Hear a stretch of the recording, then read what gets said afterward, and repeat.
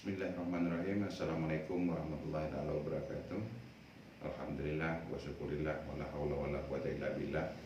Asyhadu an la ilaha illallah wahdahu la syarikalah wa asyhadu anna sayyidina Muhammadan abduhu wa rasuluh la nabiyya ba'dah. Allahumma shalli ala sayyidina Muhammad wa ala ali sayyidina Muhammad. Alhamdulillah, puji syukur kita kepada Allah Subhanahu wa taala karena pada kesempatan pagi hari yang berbahagia ini kita masih diberikan nikmat yang tiada taranya, diantaranya adalah nikmat umur yang panjang, nikmat iman dan nikmat Islam, sehingga kita masih bisa bertatap muka, bertemu kembali di Ramadan pada 1442 Hijriah ini. Kemudian kita sama-sama berselawat kepada baginda Rasulullah SAW dengan ucapan Allahumma shalli ala sayyidina Muhammad wa ala ali sayyidina Muhammad, dengan harapan agar semakin banyaknya kita mengucapkan salawat kepada baginda Rasul, kita akan mendapatkan syafaatnya di yaumil mahsyar nanti. Amin ya rabbal alamin. Baik, anak-anakku sekalian yang Bapak sayangi, bahwa pada pagi hari ini merupakan hari pertama, tepatnya pada hari Kamis, tanggal 15 April 2021, bertepatan dengan 3 Ramadan 1442 Hijriah.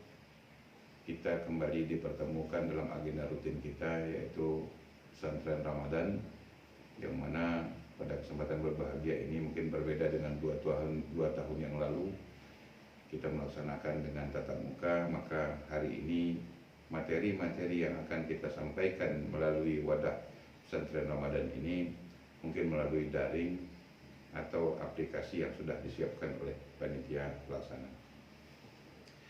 Dalam kesempatan yang berbahagia ini, kebetulan Bapak diizinkan untuk memberikan satu materi tentang taharah. Apa itu taharah? Taharah itu merupakan bahasa Arab dalam istilah agama Islam yang kalau diartikan dalam bahasa Indonesia artinya suci atau bersih. Sebagaimana kita ketahui bahwa di dalam Al-Quran itu sendiri, terutama dituangkan Allah Subhanahu wa taala dalam firman-Nya dalam surat Al-Baqarah ayat 222, innallaha yuhibbut tawwabina wa yuhibbul mutatahhirin. Sungguhnya Allah sangat menyukai atau mencintai orang yang bersih dan suci. Maka dari itu, kenapa taharah ini saya anggap wajib di dalam materi pembelajaran pesantren? Karena tidak semua orang barangkali walaupun ia beragama Islam tahu kalau bersuci itu penting dan sebagai dasar dari segala ibadah yang kita laksanakan. Sehingga apabila kita tidak bersih atau tidak suci, maka akan sia-sialah ibadah seperti sholat, puasa, dan lain sebagainya. Makanya saya anggap penting materi taharah ini untuk sama-sama kita bahas kembali untuk mengingat memori kita bagaimana cara bersuci dalam Islam. Tadi sudah Bapak jelaskan bahwa taharah secara bahasa artinya suci atau bersih. Kemudian secara istilah syarak atau ketentuan Islam, taharah yaitu kita suci atau bersih dari hadas dan najis. Nah, ada dua kata di situ, hadas dan najis. Apa itu hadas dan apa itu najis? Baik. Selanjutnya kita akan masuk ke materi yang kedua. Syarat wajib seseorang itu bersuci. Apa syarat wajibnya? Yang pertama, dia Islam. Artinya kalau kita sudah mengaku bahwa kita orang Islam, beragama Islam, maka wajib kita untuk bersuci dari hadas dan najis tersebut. Yang kedua, dia sudah baligh. Baligh ini dalam bahasa istilah agama artinya dewasa. Apa tanda seseorang dewasa? Ketika itu laki-laki ditandai dengan mimpi berhubungan seksual atau lebih dikenal dengan mimpi basah, kemudian ditumbuhi oleh bulu-bulu di sekitar seperti di kemaluan, kemudian kumis, janggut, bagian wajah, ketiak dan lain sebagainya. Kemudian kalau untuk wanita, dewasanya itu biasanya ditandai dengan datangnya menstruasi. Itu sekitar umur tergantung tingkat kesuburan, ada yang umur 12 tahun, 11 tahun dan sebagainya. Kemudian tidak masuk waktu salat, artinya ketika seseorang itu berhadas atau najis, maka harus segera dibersihkan. Jangan sampai contoh dia berhadas di waktu subuh, maka ditunggu zuhur baru mensucikannya. Itu berarti tidak dibenarkan dalam agama Islam. Kemudian adanya air atau debu. Jadi alat untuk bersuci itu tidak hanya air, tapi juga bisa debu, batu, dan lain sebagainya. Kemudian sesuai kemampuan. Artinya kalau memang ia sakit dan kemudian penyakitnya tidak boleh dibasahi dengan air, maka bisa menggunakan benda lain yang bisa mensucikan.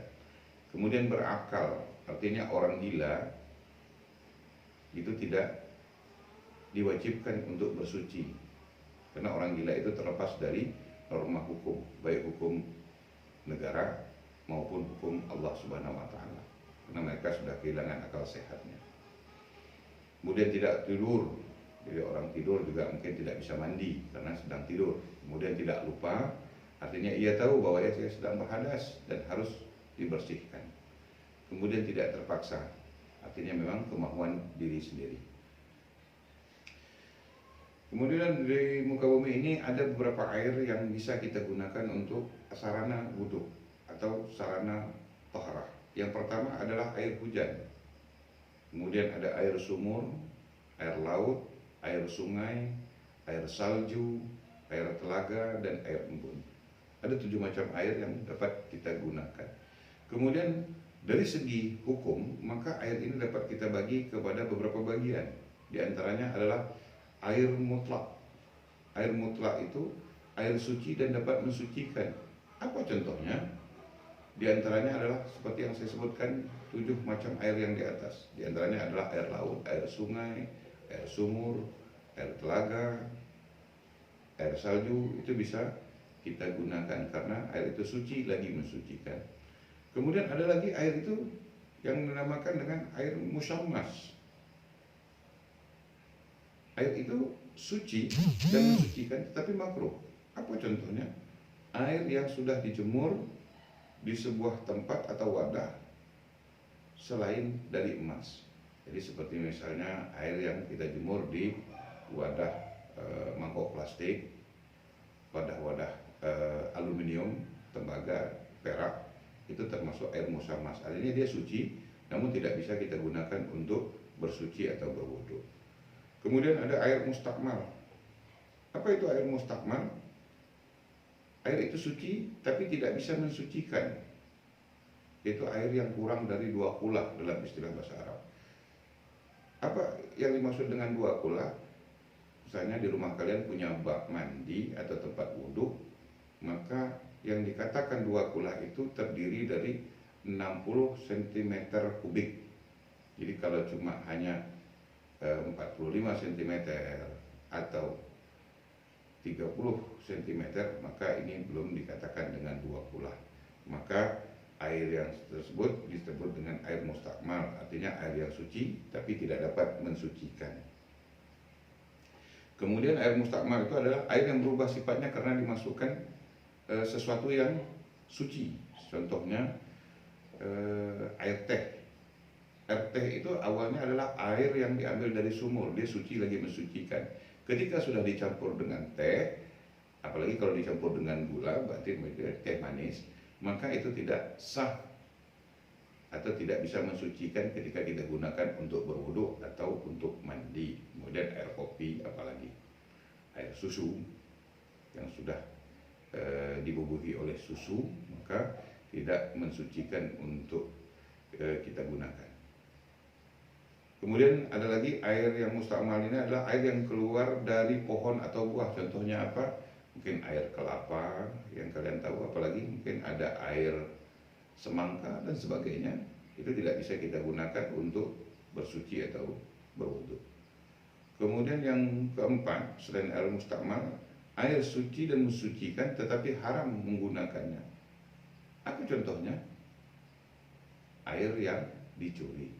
Jadi walaupun kegunaannya untuk berwudu, namun air tersebut kita dapatkan melalui hasil curian, maka air tersebut bisa dikategorikan tidak bisa mensucikan atau tidak bisa kita gunakan. Kemudian masuk ke materi kita selanjutnya, yang itu tentang najis. Jadi selama ini kita berpikiran bahwa apapun yang kita ketemui hukumnya adalah selain dari yang keluar dari kubur dan dubur manusia semuanya najis. Cuma najis ini ada beberapa tingkatan. Sebelumnya saya akan menjelaskan apa itu najis.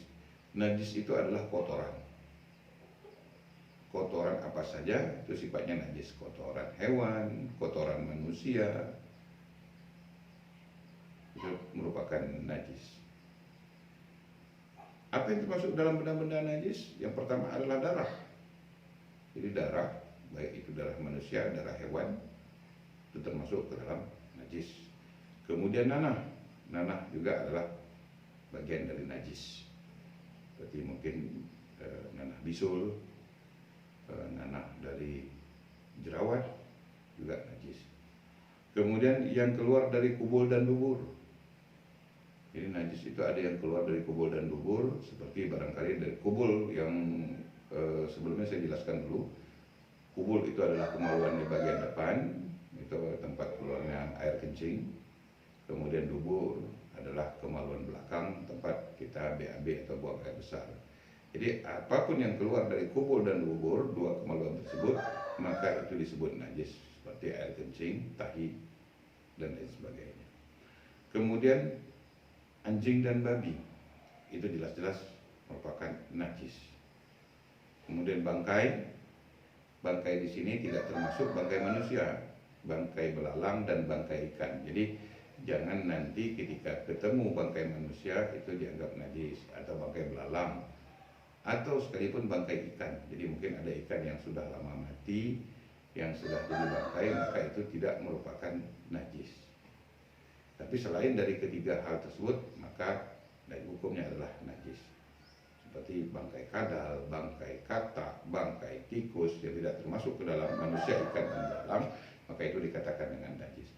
Kemudian minuman keras. Minuman keras itu bukan berarti minuman yang terbuat dari besi, tapi mungkin minuman yang mengandung alkohol, seperti arak, tuak, bir, dan segala macam sejenis yang mengandung alkohol yang bisa memabukkan. Kemudian bagian tubuh binatang yang sudah dipotong namun hewannya masih hidup. Contohnya apa? Mungkin kalian pernah memotong ayam, atau mau sakit hati dengan ayam, lantas kaki ayamnya dipotong, lantas ayamnya dilepaskan hidup, maka kaki bagian potongan tadi termasuk ke dalam najis. Kita lihat pembagian najis. Ada beberapa najis yang ada dalam Al-Quran atau dalam agama Islam. Yang pertama adalah najis mukhafafah. Najis mukhafafah ini sama dengan najis ringan. Apa saja yang termasuk najis ringan? Najis ringan itu seperti najis kencing bayi laki-laki yang belum berumur 2 tahun dan masih minum ASI. Jadi khusus untuk bayi laki-laki, bukan bayi perempuan. Jadi kalau bayi perempuan nanti termasuk ke dalam najis sedang. Ini najis yang paling ringan. Jadi ketika satu saat kalian bertemu dengan kencing bayi laki-laki yang baru berumur 1 tahun lebih dan belum sampai 2 tahun, dan bayi tersebut belum makan atau minum selain dari ASI ibunya, maka kencing bayi laki-laki tersebut termasuk ke dalam najis yang paling ringan di dalam agama Islam. Kemudian cara membersihnya kan bagaimana? Cukup dengan memercikkan air ke bagian yang terkena najis. Kemudian ada najis mutawasitah. Mutawasitah itu najis pertengahan atau najis sedang. Apa contoh-contoh najis yang dikategorikan dengan najis sedang? Di antaranya adalah nanah, bangkai, dan nanah dan bangkai. Bagaimana cara mensucikannya? Cukup dengan menghilangkan warna, zat, bau, dan rasa. Jadi ketika nanti seandainya ada terkena najis berupa bangkai, maka cukup dicuci dengan sabun sampai bersih, kemudian dicium barangkali, atau dilihat zatnya masih ada enggak kotorannya. Kalau memang tidak ada, dicium masih berbau enggak. Kalau sudah bersih semuanya, maka sudah cukup cara membersihkannya dari najis mutawasitah atau najis sedang. Kemudian ada yang terakhir najis mukhallazah, yaitu najis berat. Najis berat ini termasuk ke dalam kategori yang tidak bisa sembarangan dicuci, yaitu najis yang termasuk ke dalam mukhallazah adalah najis dari anjing, giatan anjing dan babi. Bagaimana cara mencucikan dari najis mukhallazah atau najis berat tersebut? Maka bisa dicuci dengan air sebanyak 7 kali. Salah satunya bisa dicampur dengan tanah. Itu cara mensucikan najis berat. Sekali lagi saya simpulkan bahwa najis terbagi kepada 3. Ada najis ringan, kemudian ada najis sedang, mutawassitah, kemudian ada najis berat, mukhallazah. Kemudian ada satu lagi najis yang bisa dimaafkan. Jadi artinya ketika seandainya Ananda ketemu dengan najis yang seperti ini, maka masih bisa dimaafkan, tidak perlu disucikan. Contoh, darah jerawat. Jadi bagi yang putra ataupun yang putri yang punya jerawat, kemudian jerawatnya meletus atau pecah, maka mengeluarkan darah, maka darah tersebut dimaafkan, tidak perlu dicuci dengan sabun dan segala macamnya. Kemudian darah binatang yang tidak mengalir, contohnya apa? Seperti kalian sedang digigit nyamuk, kemudian nyamuk tersebut kalian bunuh, maka ada darah yang menempel di salah satu anggota tubuh kalian, maka kalian tidak perlu harus mencuci dan segala macamnya, karena ini bisa dimaafkan. Kemudian nanah bisul, baik itu bercampur dengan darah atau tidak. Jadi kalau kalian punya bisul, penyakit bisulan, mungkin Anda sudah tahu apa itu penyakit bisulan. Kemudian bisulnya mengeluarkan nanah, kemudian nanah itu baik bercampur dengan darah ataupun tidak, maka tidak perlu dicuci atau dibersihkan dengan menggunakan sabun dan segala macamnya, karena najis ini termasuk masih dimaafkan atau diampuni oleh Allah Subhanahu wa taala. Selanjutnya kita akan berbicara tentang hadas. Apa itu hadas? Hadas sesuatu yang keluar dari kubul dan dubur. Jadi ketika seorang laki-laki mungkin mengeluarkan mani, itu namanya hadas. Kemudian kalau wanita juga seperti menstruasi, nifas, haid, atau berhubungan suami istri, itu termasuk ke dalam hadas. Nah, pembagian hadas. Hadas terbagi kepada 2. Yang pertama, hadas kecil. Hadas kecil ini diantaranya kita sudah sepakati dari awal tadi bahwa pengertian hadas keluar dari kubul dan dubur. Sedang kubul yaitu kemaluan depan, kemudian dubur adalah kemaluan belakang. Hadas kecil ini yang pertama adalah kencing. Jadi kalau ketika kita buang air kecil atau kencing, kemudian kita buang air besar, kan keluar dari dubur, kemudian kita kentut, juga keluar dari dubur, kemudian keluar mazi atau wadi, itu keluar juga dari dubul, dari kemaluan depan. Maka ini termasuk hadas kecil. Bagaimana cara mensucikannya? Cukup dengan membersihkan, menghilangkan warna, bau, zat. Kemudian kita iringi dengan wudu. Jadi ketika kalian hadas kecil, misalnya kencing atau BAB, cukup kalian cuci, kemudian mencucikannya dari hadas kecil juga punya lapas niatnya. Nawaitul ghusla li raf'il hadasil asghari lillah ta'ala. Jadi sengaja aku berniat untuk mensucikan diriku dari hadas kecil karena Allah Subhanahu wa taala. Itu ketika hadas kecil, kemudian berwudu. Jadi artinya ketika kita ingin sholat, kita pasti berwudu, dan mungkin barangkali sudah sama-sama kita ketahui di dalam syariat Islam bahwa kita ini setiap saat harus ada air wudu. Artinya ketika batal, silakan berwudu kembali. Kemudian yang kedua yaitu hadas besar, yaitu mengeluarkan mani dalam keadaan sadar ataupun tidak.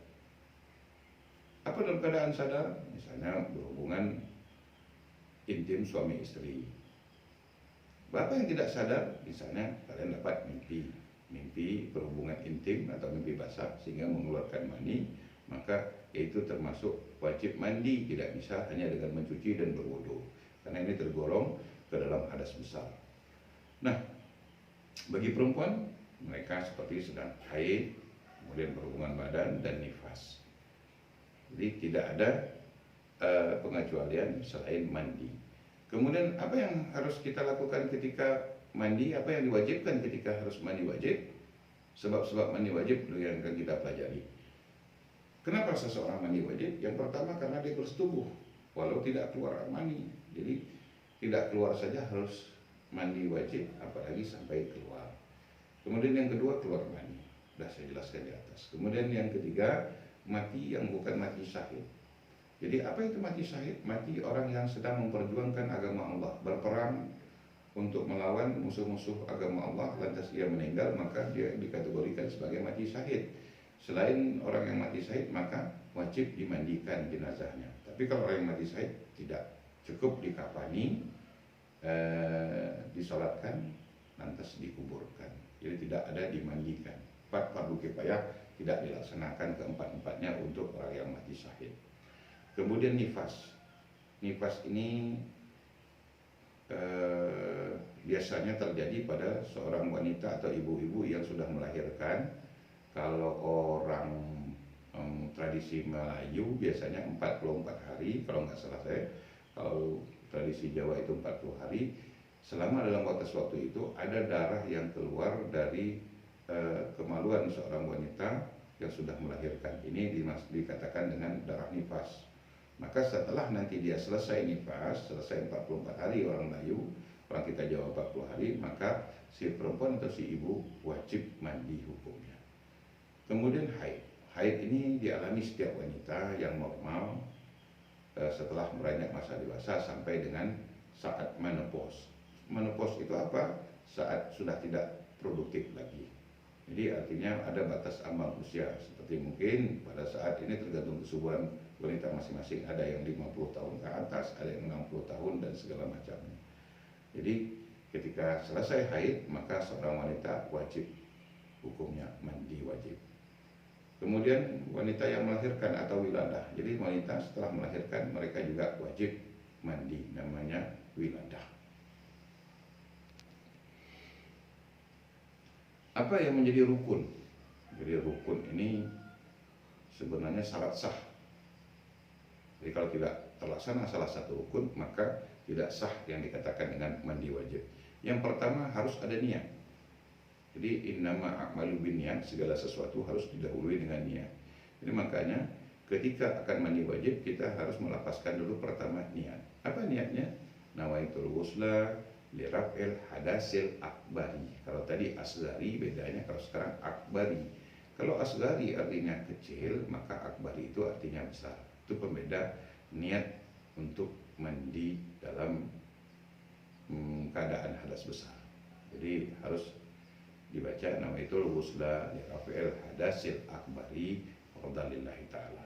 Artinya sengaja aku berniat untuk mandi dari hadas besar fardu karena Allah Ta'ala. Kemudian yang kedua rukunnya, yang pertama tadi niat, yang kedua menghilangkan najis, artinya kita bersihkan, kita cuci sebersih mungkin dengan air dan barangkali dengan sabun supaya lebih bersih.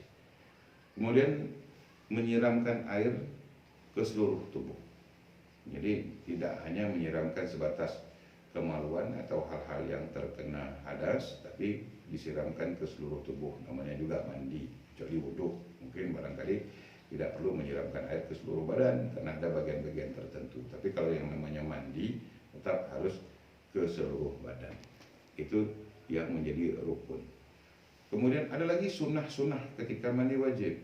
Yang pertama sekali kita harus membaca basmalah. Karena setiap gerakan-gerakan kita itu harus didahului dengan basmalah. Apa itu basmalah? Bismillahirrahmanirrahim. Kemudian sebelum kita mandi disunahkan untuk berwudu terlebih dahulu. Jadi berwudu seperti hal biasanya, mungkin Ananda sudah tidak asing bagaimana cara berwudu yang benar, yang sesuai dengan syariat Islam. Kemudian membasuh kotoran yang seperti Bapak sampaikan tadi. Kemudian disunahkan juga kita untuk menghadap kiblat, dan memakai basahan. Kemudian membasuh badan sampai 3 kali. Jadi artinya kita minimal 3 kali basuh. Berarti yakin benar-benar telah bersih. Kemudian mengutamakan anggota tubuh sebelah kanan. Jadi diawali penyiraman dari sebelah kanan 1 kali, kemudian kiri sekali, tengah sekali, seperti memandikan jenazah. Kemudian terserah siram sampai bersih. Itu sunnah dalam mandi.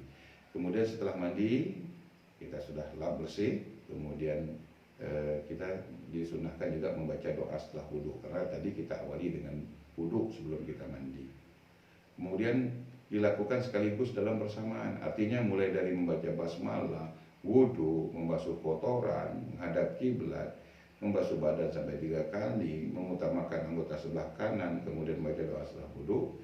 Itu harus dilakukan dalam waktu bersamaan. Jadi tak boleh baca basmalahnya hari ini, wudhunya besok, basuh kotorannya lusa. Itu tak boleh. Jadi harus bersamaan. Demikian yang dapat saya sampaikan. Semoga bermanfaat untuk kita semuanya, sehingga apapun yang kita laksanakan dalam beribadah menurut syariat Islam dianggap kita telah bersih dan suci. Mudah-mudahan amal ibadah kita senantiasa diterima oleh Allah Subhanahu wa taala. Akhirnya mohon maaf atas segala kekurangan.